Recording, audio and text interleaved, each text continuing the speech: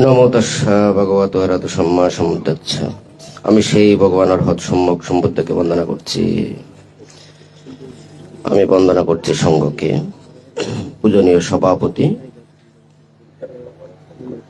আশীর্বাদক, প্রধান অতিথি এবং আমাদের উদ্বোধক আছেন ডক্টর বান্তে, আছেন আমাদের দেব পাহাড়ের বান্তে।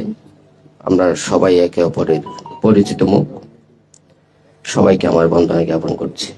সামনে উপস্থিত আমাদের অগ্রজ, আমাদের সমাজের বৌদ্ধ সমাজের বৌদ্ধ গ্রামের আলোকবর্তিকা, আমার দাদা প্রফেসর ডক্টর প্রভাত চন্দ্র বড়ুয়া, আছেন প্রবীণ শিক্ষক, আমাদের শ্রদ্ধাভাজন, যিনি বৌদ্ধ ধর্মে বৌদ্ধের সারথি হিসেবে নেতৃত্ব দেন, আমাদের শিক্ষক, এবং আছেন শিক্ষকের অনেক শিক্ষক, প্রাজ্ঞ ব্যক্তিবর্গ।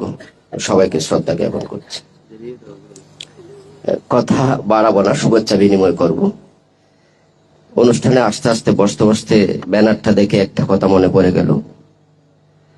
আমাদের মান্নাদে একটা গান করেছিল, অনেক শিখা পুড়ে তবে এমন প্রদীপ জ্বলে। আমার এই গানটা খুব বেশি মনে পড়ে। মাঝে মাঝে আমি গানের কণ্ঠ ভালো না হলেও মনে মনে এটা স্মরণ করি, গাই। আমরা সমাজে যারা আছি, এই যে আজকে বিদর্শন একটা সংবর্ধনার আয়োজন করেছে, তার ছোট ভাই অকাল প্রয়াণ হয়েছে। মৃত্যু যদিও অবধারিত, আমাদের আজ কাল মরতে হবে, কিন্তু তাদের বাবার কথা আমরা যখন স্মরণ করি, এই যে আজকে প্রদীপ জ্বালানো, আজকে আমরা সমাজে আলোকিত, আমরা যে নেতৃত্ব দিচ্ছি, এরকম একটা পুণ্যকর্ম করতে পারছি, এটা অনেক কাঠখড় পোড়াতে হয়েছে আমাদের, তার বাবাদের, তার মাদের। এই যে আমি বললাম, অনেক শিকা পড়ে তবে এমনও প্রদীপ জ্বলে। এই বিদর্শনদা, আদর্শদা আমার অগ্রজ হবে। তাদের আলোকিত করতে, সমাজে প্রতিষ্ঠা করতে তাদের অনেক কাঠখড় পোড়াতে হয়েছে। অনেক কাঠখড় পুড়িয়ে আমরা এই অবস্থানে। আমাদের বিদর্শনরা সমাজে নেতৃত্ব দিচ্ছে, সংগঠন করছে, অনেক অনেক রাজনৈতিক সংগঠনও করে, সময়ে সময়ে তাদের দেখি। তো এইটা সবকিছু মিলে আমাদের বৌদ্ধ ধর্মে যার অবস্থান, তার বাবা মাদের, তাদের এরকম উপস্থিতি, এরকম অবস্থান, এরকম পুণ্যকর্মে আরো সক্রিয় হোক। এবং আমাদের যে বৌদ্ধ ধর্মের বর্তমানে যে আলোকবর্তিকা যিনি বান্তে বলেছেন, আমাদের আমি বান্তের যে সত্যন সংঘরাজের যে বই লিখেছেন, আমি কালকে অনেক কষ্ট করে সারা রাত ধরে পড়েছি।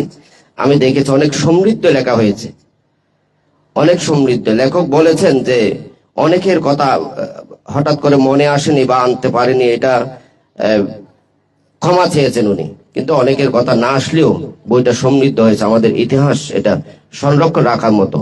তার নামে আমাদের ঢাকায় একটা বৌদ্ধ মন্দির হচ্ছে। এটা আমাদের বান্তের নিজের কৃতিত্ব নয়, আমাদের কৃতিত্ব। আমরা সহযোগিতা না করলে, বিদর্শন দাদার মতো মানুষ সহযোগিতা না করলে, আদর্শন দাদের মতো মানুষ না থাকলে, এবং তাদের বাবা মারা, আমাদের বাবা মারা না থাকলে, আমাদের সামনে আলোকিত ব্যক্তিত্ব যারা বসে আছেন তারা না থাকলে, আমরা যদি সমাজে, বৌদ্ধ সমাজে আমরা উপস্থিতি না দেখাই, আমরা অংশগ্রহণ না দেখাই, কখনোই এগুলো সম্ভব হবে না।